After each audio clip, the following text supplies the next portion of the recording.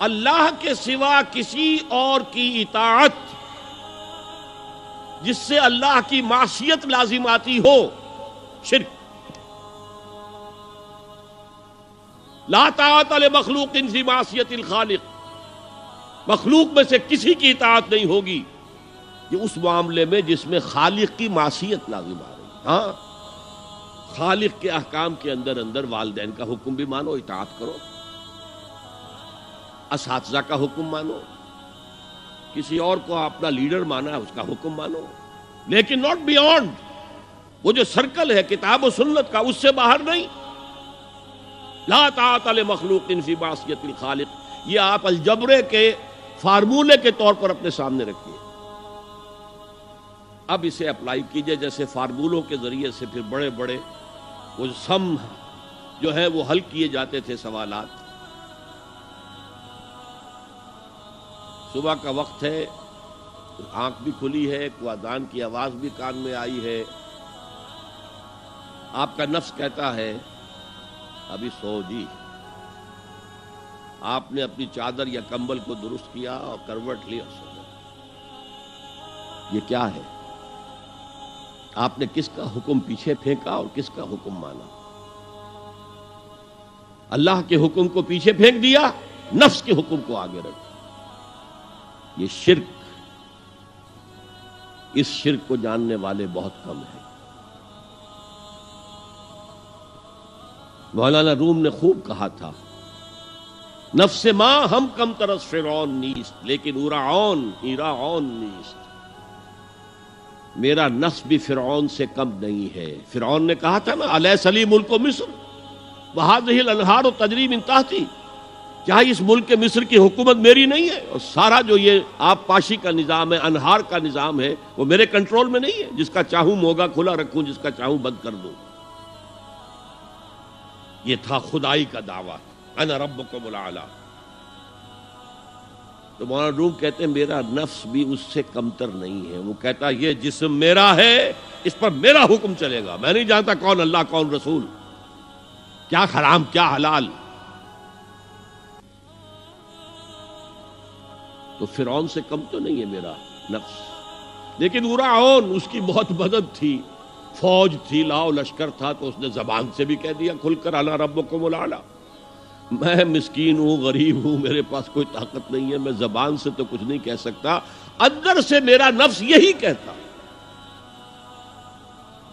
یہ نفس کی حکومت قرآن کہتا ہے، میں حیران ہوتا ہوں، دو جگہ یہ مضمون آیا ہے، ارأیت من اتخذ الہہ ہواہ افانت تکون علیہ وکیلا۔ اے نبی تم نے دیکھا اس شخص کو، اس کے حال پر غور کیا جس نے اپنی خواہش نفس کو اپنا الہ بنا لیا ہے۔ اللہ اکبر، الہ لا الہ الا اللہ، کلمہ توحید کا مرکزی لفظ یہاں آ رہا ہے، من اتخذ الہہ ہواہ، جس نے اپنی خواہش نفس کو اپنا معبود بنا لیا، الہ بنا لیا۔ افانت تکون علیہ وکیلا، کیا آپ ایسے شخص کی کوئی ذمہ داری لے سکتے ہیں؟ سود حرام ہوا کرے جی، حرام ورام، ہمارا دھندا جو ہے وہ آگے بڑھ نہیں سکتا۔ تو اللہ کے حکم کو پیچھے ڈالا، نفس کے تقاضے کو آگے رکھا۔ کون معبود ہے آپ کا؟ نام عبداللہ رکھیے، نام عبد الرحمن رکھیے، ہے عبد النفس، نفس کے بندے، نفس کے غلام۔ یہ میں نے یوں سمجھیے کہ جیسے میں نے ہجرت اور جہاد کی ڈیفینیشنز کی تھی۔ ہجرت کا بیس کیا ہے؟ پوچھا گیا ایو الہجرت افضل یا رسول اللہ، اے اللہ کے رسول بتائیے سب سے اعلیٰ ہجرت کون سی ہے، افضل؟ فرمایا ان تہجر ما کرہ ربک، ہر اس چیز کو چھوڑ دو جو تمہارے رب کو پسند نہیں۔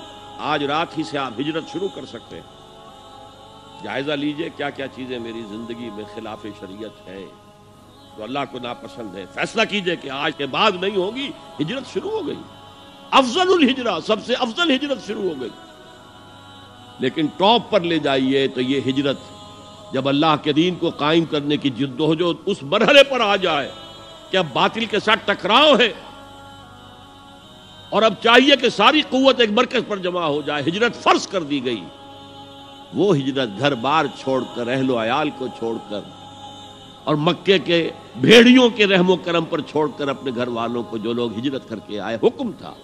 ہجرت مدینہ فرض تھی، ہجرت حبشہ فرض نہیں تھی، صرف اجازت تھی کہ جن سے سختیاں نہیں جھیلی جا رہی مزید وہ چلے جائیں۔ تو ہجرت کا یہ ابتدائی نقطہ، انتہا یہ جہاد، المجاہد من جاہد نفسہ، جہاد تو یہاں سے شروع ہو گیا، اپنے نفس کے خلاف جہاد کرنا۔ صبح نفس نے کہا ابھی سو جاؤ، آپ نے نفس کی بات کو رد کیا، اپنا کمبل اٹھا کے پھینکا، اٹھے، وضو کیا، نماز کے لیے آپ مسجد چل دیے، آپ نے جہاد کیا نفس کے خلاف۔ یہ افضل الجہاد ہے، اور سب سے چوٹی اوپر یہ ہے کہ جب وہ حق و باطل کی جنگ ہو تو جان ہتھیلی پر رکھ کر میدان میں حاضر ہو جاؤ۔ هي الحلقات تحفظني بآيات من القرآن، هي الحلقات تملأني بحب المصطفى العدنان.